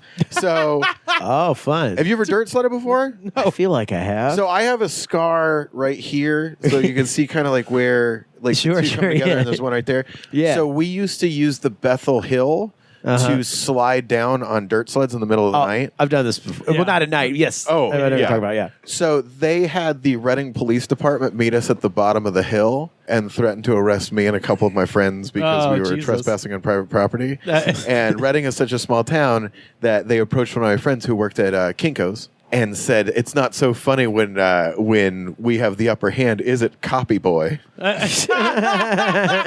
my friend, who I won't say what his name is, looks a cop dead in the eyes and goes, "Sir, it's document creation." Yeah. And then I watched a police officer throw like, my "You wanna friend in the get back of a police sassy car. with me?" Oh, it was bad. And then they couldn't figure out what to charge us with, so they let us go. And they were like, "Don't let us catch you around here again." So we took our turtles and our boogie boards and we left. Yeah. Well, That means they feel inferior when they're at Kinko's. Yeah. Too many have the words. upper hand now. There's too 'cause many you- goddamn words You in can here. work this goddamn printer. A copy for a copy. I grew up in boring Porkies. Like, it was like the town where the cops are boring, so they're just like, "Oh, I know all the people at the IHOP Yeah, and the Kinko's." well- Just a town full of dare officers. Yeah. Well, Everyone's taking their guns and shooting them in the air. Kind of. Speaking of the cops, this is also from the SF Gate. The church has amassed significant political influence, including partially funding the local police force. And they they- bought them yeah. a police station. Yeah, they literally bought the The Reading church, Police Department. The church bought it. a police station for They these people. also have, I want to say it's 4 out of 12 members of the city council. It's actually up to a majority now. Oh, they have it's, majority Yeah, now. Bethel members hold a majority of seats on the Reading City Council. So They own like 3 coffee shops in Reading. Like, I got tricked into going to one because I was like, "Oh, this looks fancy." So I go inside and like the lady behind the counter was like looking at me and she was like, "Oh, do you believe in Jesus?" And I was like, "I gotta go." That reminds me of like that cult run breakfast place in Chattanooga. Oh, the Yellow Deli. Yellow Deli. Oh, shout out. They did an amazing 2-part Behind the Bastards last week about the Yellow Deli. That place, delicious food, but like when they get slammed, you could see like it starting to break just a little bit. Like they're like, if you'll just give us a moment to get you seated, then everything all will be well. It's just like, but you can't like say that to someone who's like, "Well, we've been sitting here for like 30 minutes." Right. Yeah, in 2008, a drunk man fell down a 200-foot cliff in Reading. One of the people with him was a student at the Bethel School of Supernatural Ministry. Believing the man was dead, he prayed over him for 6 hours in order to raise him back to life. Turns out he wasn't dead.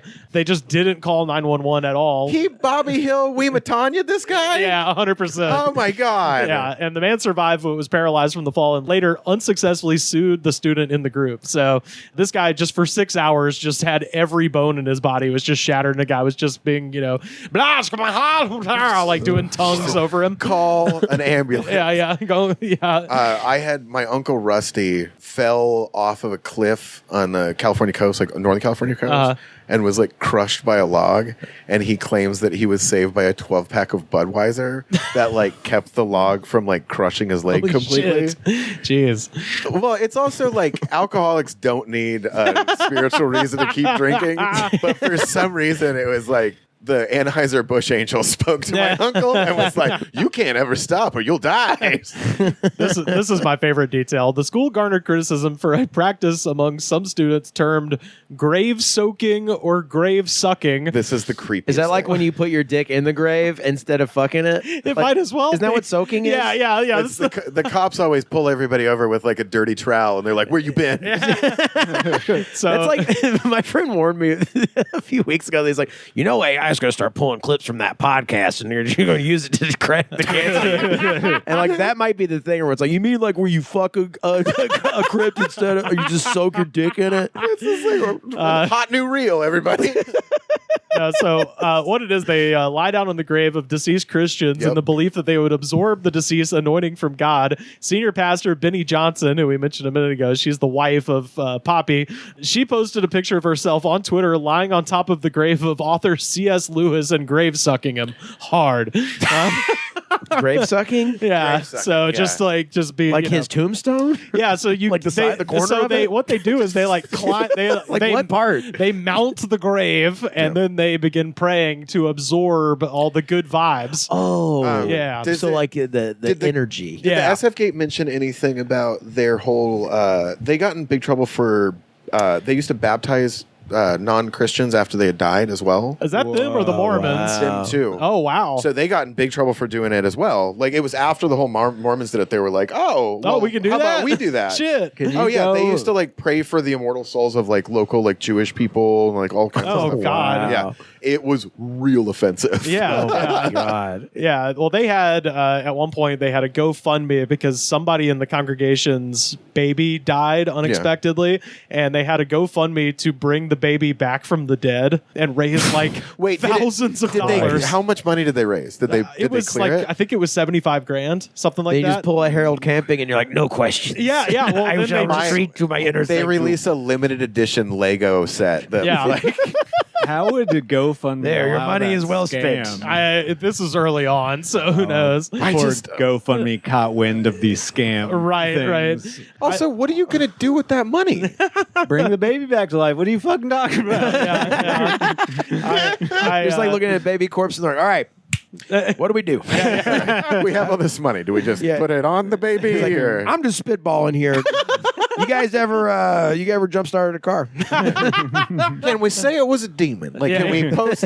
Can we say we did $75,000 worth of research, and like at the end of it, we were like, wait a minute, Guys, I'm hearing a lot of questions, not a lot of answers on how we're going to bring this dead baby back to we life. need to think out of the box. No. Start another GoFundMe, but this time we'll put an end goal there so people feel good when they hit the goal. This will work. This can work. So I pulled some stuff from Redding's Reddit, which is just a funny thing in general. Oh, I'm sure. Yeah.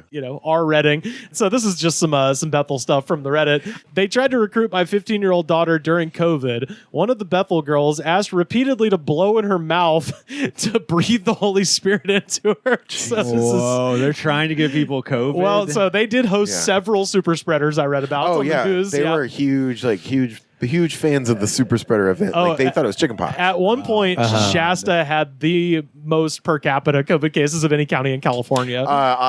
So my parents are just people. They're not the smartest people in the world. My mother, like mid-pandemic, referred to herself as the Annie Oakley of restaurant regulations. She was like, my God. She's like, I don't like people come with a mask and we just stare at them till they take it off. And I'm like, good Lord. Yeah. How about you let them enjoy the roast beef sandwich without dying? Like, This says my daughter was told she needed to, quote, go away from her family and join them. She went to a youth event and said that many other teenagers were convulsing on the floor, saying they were drunk on the Holy Spirit. I'm drunk. You ever seen a drunk person? so I used to get drunk and like verbally harass these kids. Sure. Like I used to like every cool kid does. I used to get drunk on port wine outside of a Starbucks. Hell yeah. You know it's good because it's got grainy stuff at the bottom. Oh, it was just I would go to the liquor barn, like which is like over in Reading, and I would get a bottle of port wine and pour it into a Starbucks cup and sit in front of the Starbucks, just get hammered. Sure. And like people would ask to pray for me, and I would ask to fight them. Nah. And they'd be like, "No," and I'd be like, "Well, then that's your answer." Would you care to fight? This is also from Reddit. 3 things I remember about the one time I visited a friend there. 1, people trying to make coins stick to the wall by the power of the Holy Spirit. That's called glue. If you just use glue, is a perfect way to make that happen. 2, people talking about the service the previous week where everyone was covered in glitter, a.k.a. angel dust. Now, this is the best thing about this cult is that during services, they put a shitload of gold glitter into the ventilation system and then they turn it on and glitter Metal Gear Solid chaffing their glitter begins to rain down and they call it the cloud of glory. And the guy is like, no, this is God. It's not just coming out of the AC vent. That's gotta fuck up the AC. Yeah, that's what I'm saying. I'm like, dude, that is so much money. You got a glory build up right there. But then, do you know how much it is to keep an HVAC guy on retainer that can keep a secret? For a mega church. It's not a small No, AC. it's huge. It's yeah. massive. It's a fucking mega church. And also, my other favorite He's is... had his life threatened in so many obvious ways. Well, what's great is, like, in addition to the golden cloud, they also, for special occasions, fill it up with feathers, and they claim that it's angel feathers. Oh my god! Oh, of course. It's amazing, and they have a YouTube video of this. It's fucking incredible. I'll put it on the Twitter. And the holy tar is released. Yeah, the holy stink bomb. That's God's farts, y'all. Can you smell it?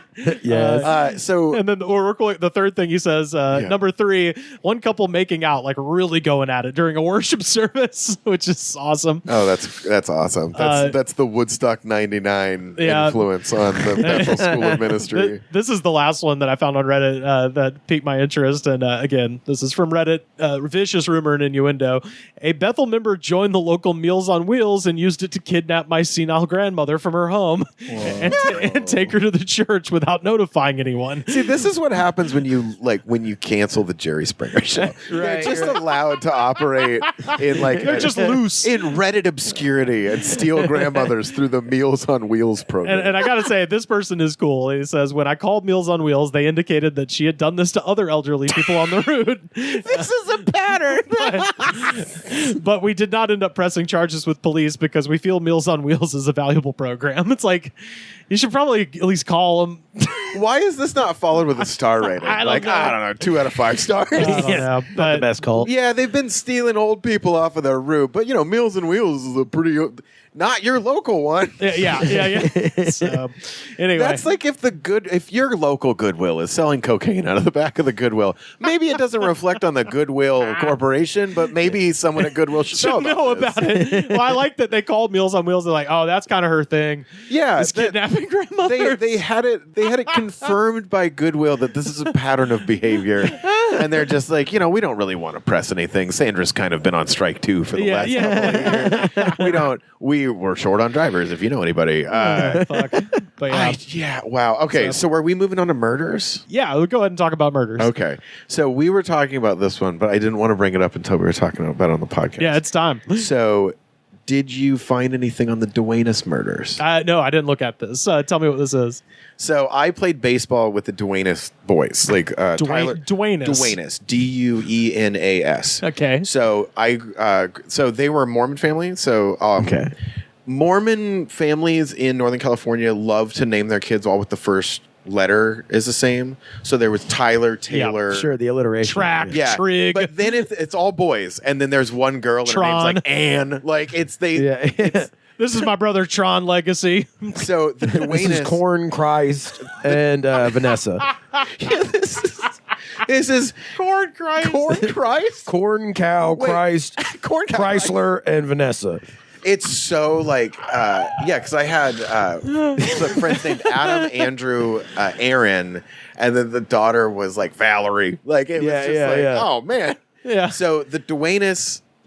This is Clendon, and this is Clendon, and this is Rim Dim Dim. This is Clem Dim Dim. This is then California banned the 2 strokes, and now it's just gun gun gun gun gun. This is my son. His name is Boom. Fuck. Jesus Christ. That's in Bakersfield. If you go to Bakersfield, they're like, "What's your name of your son?" He's like, "His name is Boom." If I ever want to get homesick, like if I'm ever feeling homesick and I don't want to drive 800 miles, I go to Bakersfield. Right. This is some similar vibes. Okay, so I'm getting a mental picture. Very similar vibes. So the Duenas murders. Right, the Duenas murders. So this is the short version of the Duenas murders. Husband murders wife because husband is cheating on wife, and then the wife, I guess, was getting too close. Jeez. Yeah, it was brutal. So, family that we'd known growing up. This is it happens when I'm away. Like, I'm like 25 when this happens. Fuck. Murders his wife, and then his sons come home. So he convinces him that there was an intruder that snuck in, stabbed the wife to death, leaving no evidence, and then escaped. convinced his 2 sons to help him clean up the murder scene. Oh wait, I've seen clean this. up the blood. I've seen this on There's the a True Crime Dateline channel. about it. Yeah. So this is the Duenas murders. Fuck, yeah. So the husband, the murderer, like he's in jail. Like he's in jail for the rest of his life because the judge was like, "Are you kidding me?" They finish up. He's like, "Well, who's hungry?" Yeah, it was like, well, I guess we're done here. Anybody want to go over to the Bethelbot police station for lunch? Yeah, it was super brutal. But it was also, he claimed till the day he was convicted, I didn't do this. It was somebody else that came in. And like, it was such like this thing where they were just like, there is no evidence of anybody else. Yeah. Who else could it have been? The murder weapon was still in the house. Like with his prints on it and stuff. Like it was very like, Jesus. Yeah, dude, you've snapped. This is one of 3 murders that I'm familiar with that took place inside of my little family circle. Whoa. So my mom worked with this lady. This is the Sewell murders. I was friends with the Sewell boys. So Aaron Sewell was like a good friend of mine, like the oldest son. Like it's like the type of place where nobody gets a divorce. Like somebody just kills the other one, and then like it's like a murder.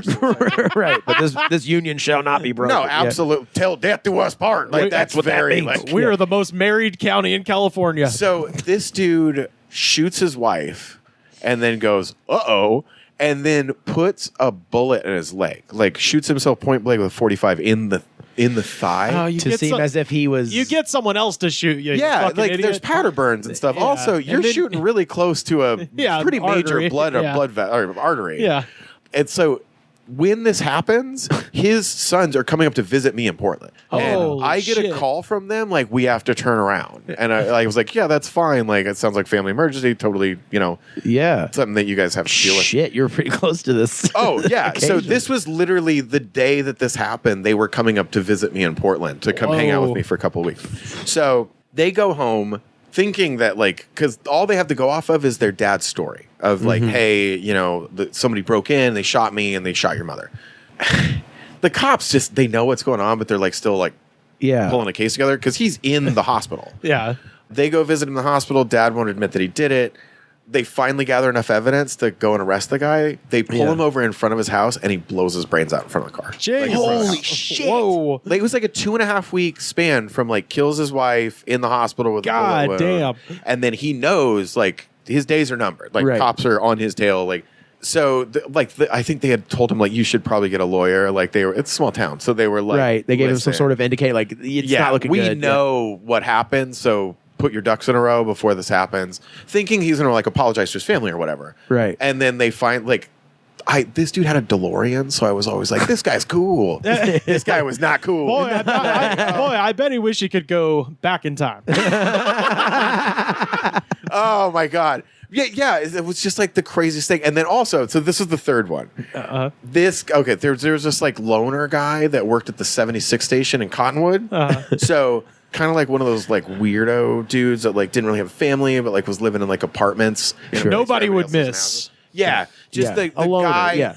So it's like this guy used to play paintball with us. Like we were like, yeah, come down and play paintball, Norm. Like we'll go, You have such a personal connection. Oh, 90s kid. Like I was like, you can only find so many dudes. I was like, do you have a Tippmann Pro Light? Let's go out in the woods. Well, hey, we need a fit. It's like the fucking beginning of Half Baked, where it's like, oh, it was us and old James. Yeah. So okay, this is I am not. It's like every name that I'm saying is real names. Like this guy's named Norm Daniels. I fear no man. Like no. So he goes to jail for conspiracy for murder. Right. That's okay. I will tell you why in a minute. Okay. Norm is a terrible shot. So we wanted him to come out and play paintball because he was basically like clay pigeons. Like, I throw down like a smoke bomb and like rat-a-tat-tat. Like I could throw 10 hot pink paintballs at his back before he even knows what's happening. So we stopped playing paintball with Norm because Norm disappeared. Like, and we were like, oh shit, I guess he moved or whatever. So it turns out somebody paid Norm $5,000 to kill their pregnant wife because he was part of like one of these guys in town was like having an affair, and his wife was like in the way, and he wanted to like leave town with like his mistress. Yeah. So he goes to the 76 station and goes, "I'll take 40 on number 2. Also, here's $5,000 to kill my pregnant wife." Norm's like, "All right." So he's, oh my god. Well, let me check my schedule. Yeah, exactly. I got like- Wednesday free. Like, it's so fucked that you're just like, you could just break up. yeah. You could just divorce. No. This is like literally part of California. You move 2 towns over, You'll never see him nobody again. cares. Yeah. Like, Yeah, you'll never see this person again. no, just all you out there in Shadowlands. If you're planning on murdering your wife, just leave. Like, talk to each other and be like, you know what, this isn't working. Have a conversation. Yeah, it's so much cheaper. Don't pay Norm down at the 76 $5,000 to murder your wife with a knife that he bought off of a QVC. Oh, no. Another knife murder. The Rambo knife with the compass in the handle, the black knife. So they found him in his car in front of the house, but he had written all this stuff out on paper, like the address, what he was supposed to do, how he was supposed to make it look like an accident. So he's smart. He's Made like, a set list. No. He's This like, dude is Sling Blade stupid. Like he literally was taking a phone call about conspiracy for murder and was like, "Yeah, I'm taking it all down." And the guy's like, "What'd you say?" He was like, "Tears of a clown." Like very like the dumbest crap. Oh, and then there was an armed robbery at the one grocery store in my hometown by an Air Force cadet that was AWOL from the Air Force for 4 weeks and then decided to rob the grocery store where all of the people he went to high school with worked. Oh, hell yeah. So in the deposition, Travis, who's a kid I went to high school with, I'm so bad at making up names. I can just call him Paul, but his real name's Travis. Oh, yeah. Because I will mess it up like 2 sentences in. So I'm just going to call him his real name. Yeah, for consistency's sake. So Travis is the manager of the Century Market, and Drew walks in with a ski mask on, but it's like one of those shitty ski masks. So like the holes are literally like the whole side of his face. Yeah. Hold it down too far. Right. And he walks in with like a revolver and was like, "Give me all the money in the safe." And the first words out of Travis's mouth are, "Drew, what are you doing?" And Drew responds, "Bitch, I'm for real." And then steals $325 from the grocery store. Worth it. Gets caught, clearly. Sure. Sitting in the Shasta County jail when the military police show up to tell him that he's now facing military he's going to the prison fucking brig. Yeah. he is absent without leave from the military. He was on leave for like a week, and he was on like week 5. And the MPs were like, "You can't, if you commit a felony while you're AWOL from the military, that felony now transfers to a military conviction." Right. Shit. Yeah. I don't even know if he's out of jail yet. Like, Jesus. for robbing a market for $325. With a Redding, market California is filled with nuts. people you know. Dude, it's insane. That's like amazing. It's crazy. I played baseball with like 80% of the people in the store. You played baseball with 80% of the county jail. I did. Dude, it's so like it's either like I was drag racing a kid where his steering wheel fell off of his truck once. It's just a metaphor for my hometown. Like he built this like beautiful like 67 Chevy pickup truck, but it had a dragster shifter in it, and he was shifting and the wheel came off in his hand. So he flipped his truck into a cow pasture. Shit. Well, that is a tour of Justin Lentz's Shasta County by way of Cottonwood, California. This is my version of a Kramer bus tour. I was going to say this is a tour. Amazing. I mean, my hometown is wild. This is a tour of the town from Raising Arizona. This is like every time me and Billy Wayne get together and talk, like all we talk about is how nutty our hometowns are. And he cannot believe my hometown's in California. He's like, "Are you sure you're not from like you from fucking Arkansas or something?" No. Like to rest, I'll hear the air tonight on the bed. California stars are like to play my weary bones tonight on the bed. California stars will love to feel your hand touching mine and tell me why. I must keep looking on, yes I give my life to lay my head tonight on the bed of California stars. Fellas, we have time for one last segment, and of course, this is our jam of the week. you know, we were talking a little bit about God. You know, I'm going to turn the chair backwards for this one. You know, we're talking about spirituality. You get like Edward James Olmos stand and deliver. It's going to get real. Lights are going to come down. We're getting really real. As soon as those drum hits. Rivers just took off his cowboy hat. Can you hear it? Can you hear the voice of an angel? Is this Scott? Is this Scott Stapp? Yes, it is, baby. Yeah. This is Creed. With One Last Breath is the name of this tune. This is like post me knowing this Creed song. I have a feeling you'll know the chorus when it hits. Is this off the one where their faces are etched onto the tree? It is indeed. Okay, it's off of 2001's masterpiece, Weathered.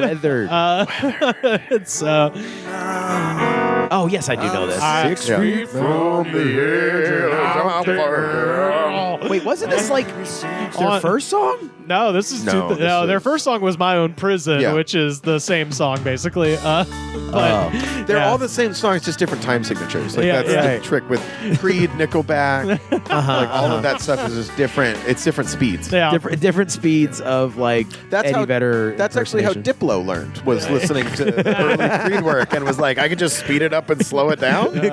Creed work. I'm gonna make $1 million. Like, well, nevertheless, this video has 319 million views, and if you're listening to this, go ahead and pause the podcast and pull up this video. It's one of the most batshit videos I've ever seen. It is like he has transcended parody. You know, like because I always thought that the higher video was pretty crazy, where he's in a 360 cam. He's in a Christ pose and they're whipping around. This video is like 90% Christ pose, but he's fighting like a smoke monster and like a big rock monster. This is like full blown like Coke and Hooker. No, this is time. season 2 of Lost Creed. Yeah, baby. There's a woman with no eyes just bleeding out of her face running around the video. It's fucking batshit insane. Tight. But anyway, nevertheless, 319 million views, 50,403 comments, and y'all, I read every goddamn last one of them. So let us now dive down into the YouTube comments for Creed's One Last Breath. First up, Myra6749 from 1 year ago. My boyfriend's mom is drunk, jamming to Creed right now. And I heard this and I had to look it up. It's good. I love that it subtly lets you go. Like it doesn't leave you hanging. It's like, it's good. It's good. Yeah. It's good to have your boyfriend's mom be drunk. It's like a cream of mushroom recipe review. Just like, it's good. It's good. It's good. Yeah. It delivers on what it's meant to do. Yeah. This song reminds me of when I was... This is the song that's playing when you make out with a girl that lives in her parents' garage. Well, funny you mentioned that. Andy Wycliffe from 2 years ago. This just makes me want to sit at a pretty vista with 3 beers in me, have my friend blow on my neck and cry. Have your friend blow on your neck and cry? Yeah. So I was like, you're crying, or the friend who's blown on the neck is crying? Probably both. This is you just drive to the top of the hill that overlooks the county fair, and you snort a couple Adderall off of a Coors Light mirror. Lay that neck bare, my friend. You know what? I'm thinking. I'll get the guy at the gas station to kill my wife, and this can be forever. 6 feet from that edge, dude. Don't get no closer, dude. Greg 05 from 6 years ago. I don't know why that one hit a little different. Greg 05. You're not allowed to comment on this unless you're in the second bedroom of a double wide trailer. This guy your comment just refreshes it. This guy definitely graduated high school around the same time as us. Greg 05. Once there was this day where I wonder when he graduated high school. Once there was the day where I learned. He says, once there was this day where I learned to sing this song to impress my crush, and it really did work. School days memory. Wow. Could you come here for a minute? No woman on the planet Earth has ever been wooed by a random guy who's not Scott Stapp singing this. Yeah, you've never lived in a retirement trailer park as an adopted look. Well, not even adopted, but you're living at your grandparents' house till your parents get their shit together. No, look, don't misunderstand me. Scott Stapp, based on all the comments I read, there's a fucking army of women who find this appealing. Oh, yeah. There's no one doing a Scott Stapp There's a lot of women who impression. found Jeffrey Dahmer appealing, Sure, too. yeah, but I'm saying there's no one who finds Scott Stapp impressions appealing because everybody's doing what we just did. Yeah. Well, I mean, the Georgia satellites. Yeah. There's women that find the Georgia satellites irresistible. Oh yeah, My hell God, yeah. Oh, we did that one. Hey, as he's had to instruct fans, keep your hands to yourself. Yeah. I feel like this is the song that like you go to a party and you watch a bunch of like girls get wooed at a house party by Wonderwall and you're like, I'll blow their mind. Give me that guitar. I'm gonna learn 6 feet from the edge. Charlie When's is this annual party next year? All right, I'll be back. I'll be there. Charlie is a deadbeat dad, 1987, from 6 months ago. This sounds like a stupid song my ex would send me.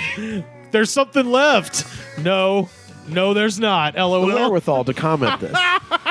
This sounds like a stupid fucking song my ex would leave me. I love that. I also love that he didn't tag her. No, it's just like she'll see it. No, it's a she. Her screen name is Charlie is a deadbeat dad. So this is the ex. She's like, So this is Charlie. No, this is Charlie's ex being like putting him on blast in her name on Dude, YouTube. how good was that relationship that she's made it her whole personality? Yeah. ALS 3984 from 4 years ago. Oh my fucking God, this song brings back so many memories, especially jail. LOL. LOL. Fuck yeah. This is the tribal tattoo of singles right here. Like this is the one where you're like, is that a prison tattoo? Oh no, it's just a really bad barbed wire tattoo. DJ Skin from 2 years ago. But, as a disc jockey sitting across the table from me, have you ever been tempted to DJ naked? Because that is what I'm imagining DJ Skin just doing the turntable with his wang. It is. Every DJ pictures themselves naked while they DJ. I'll tell you that much. It's the opposite of like other stage you don't performances. Picture the audience naked. You picture yourself. You just hang dong in your mind. DJ Skin 2 years ago. I'm already regretting saying this, but maybe Creed will be the quiet spark for a religious reawakening. Okay. Regardless, I'm drunk as fuck at 4 a.m. It just slaps so damn hard. Rivers, how does that comment start? It says, I'm already regretting saying this. So on most American keyboards, there's a delete button. Yeah. There's also when you type out "I'm already regretting saying this," backspace, my friend. This is as meth fueled as it gets. Preston Willie Ford from 2 years ago. Somewhere we lost our teeth, but we going back down because of energy. Our hearts provide a lover. It helps everything else. Our hearts pump our teeth as we drink a beer with a lib. Wait a minute. Whoa. Jesus. Rivers, Our hearts pump our teeth? Rivers, you weren't even reading a comment. You were just reading the Lost and Found energy drink label. Wait, this was posted by Ape Shits?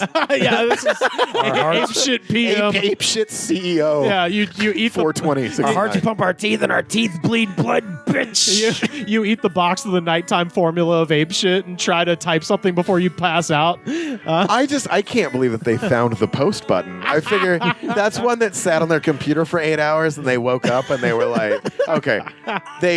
They sat it on their computer for 90 minutes and they woke up from a meth nap and were like, oh, I think I'm just not shaky enough where I can hit post on this. Raging Potatoes from 5 months ago.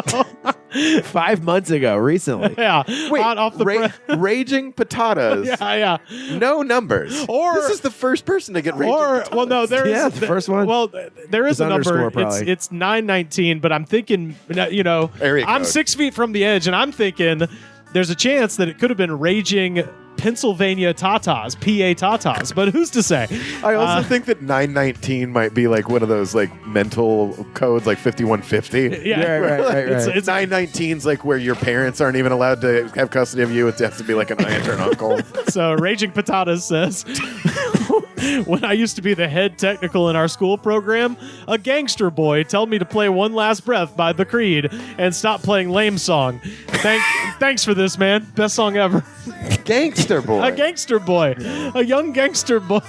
Tiny Al Capone approached me with a Tommy gun and said, do it now, see? He was swinging a watch and walked up and asked me if I was a dirty rat, and if I wasn't, if I could play One Last Breath by Creed.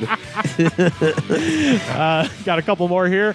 Marilyn Shelton from 4 years ago. I'm an American girl, and I just thinking about this crazy ecstasy chick at my junior high school who sat behind me in class and would poke me in the back and tell me her claim about how she'd snuck onto Scott Stapp's tour bus. But she would frequently hallucinate due to all the drugs she did. She wore baggy black pants, torn t-shirt, white eyeliner. This was the late 90s, early 2000s. I was a moody teen studying Greek drama. Dude, you don't even have to tell me it was the late 90s, early 2000s. You already painted a picture for me. Yeah. I know exactly what year that was. I'm pretty sure that he was in my summer school class. This is I love this one so much. Christian Abbott from 2 years ago. I saw Scott Stapp in Long Beach in a convertible at a red light next to me. This fucker was playing his own music and singing to it. Good songs, but really?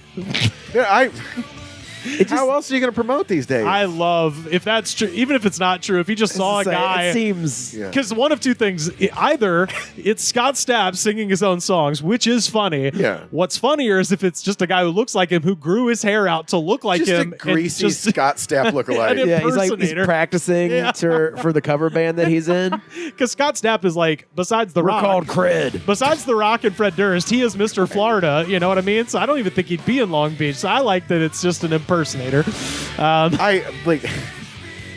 What if he had what if he's in a biopic about Scott Stapp and he was just trying to get into character? This dude met a method actor and was just like, you won't believe it.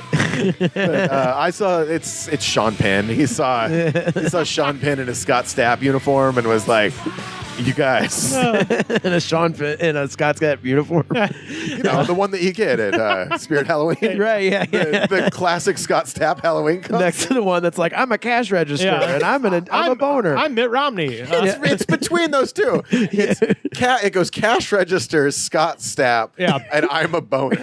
Not even a boner. It's just like, I'm a guy in a green suit with a boner. That's not even regional Spirit. That's the main section at Spirit. Those are staples. They have the one. It's called like Mr. Happy or some shit. It's right next to Beetlejuice with a D. Like, you guys are open all year. All year. Dogmutt 605 from 10 months ago. And I want to say, every opportunity that he took to Leonard Skinner to vowel, he took. There's so many Y's in this, and it's all caps. How many bullets does he ask for? That? Like, that's all I want to know. All of them. All right, 10 months ago. My life officially doesn't mean a thing. There's also lots of Z's. My life officially doesn't mean a thing. Those closest to me have destroyed my heart and soul. I'm not talking suicidal here either, so unbunch them panties, Karen. I just can't be this person no more. I must evolve. As much as I would like to think that I should devolve and ruin some shit for them that have no problem fucking me over and thinking I don't know, I'm fighting the thoughts of ruining their secrets. I know, because it's not right, but it's not right that I'm not asking why. No answer could bring me back to where I was. W-U-Z. I'm the most hated person in the world. W-U-R-L-D. And every person I know has fucked me over. All my exes never cared or loved me, and I can't take any more of the lies, cheating, and phone hacking. Nothing in my life has my attention, and so I don't want to invest any time or effort into a damn thing. The shell of me is here, but I'm dead inside 100%. Just a zombie who doesn't give a fuck about his shit anymore. It's like, man, I'm trying to listen to Creed. Trying you mind, to. like, not being such a fucking bummer. Bumming me out. Like this is a dude that, like, that's a MySpace post. Like, you're literally just like, I want pick my 3 songs. I want you to look at how this is spelled. Like, it's so much fun how he's spelling it, and it's such a depressing message. Yeah, it's insane. And the phone hacking. Yeah. I love it so much. Nothing in my life. Yeah, life. How crappy is your life going where you have to remind people reading YouTube comments to not send a welfare check? Yeah.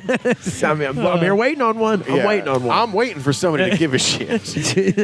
And finally, Sakamura from 4 years ago. He's calling out all us motherfuckers in this comments. Good. I'm sick of all you weekend Creed fans who only listen to My Sacrifice and Higher. I was there in 98, rocking out at the Finger Lakes Performing Arts Center up in Canandaigua, New York. Where the fuck were you? I was there. Scott needed you. I was there shouting the lyrics in perfect synchronicity with Scott. He was looking right at me for the entirety of what this life's for.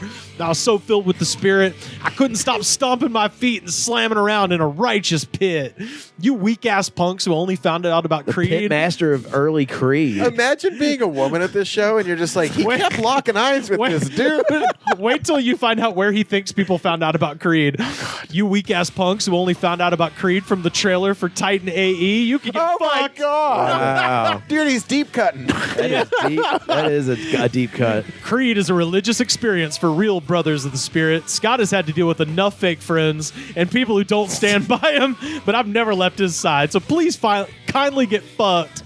Please kindly get fucked, and please, Scott Stapp, please let me live with you and let me find your house. I want you wear your skin. I want to be your feel son. like this was written on the Creed tour bus. It's like, is this good, Scott? You think this will the people here? Does it sound like I have an obsessive fan? I mean, this is written behind the Velvet Rope. Oh Clearly, my God. Mark Tremonti wrote that. Like the worst part is every time I hear about people getting like super into Creed, I just remind myself like how into like Thin Lizzy I am, and like, well, fuck yeah, Thin Lizzy like, rules. but that's the problem is like I come at it with the same fervor of like a backwoods Creed fan, where I'm like, you guys don't understand. Hey.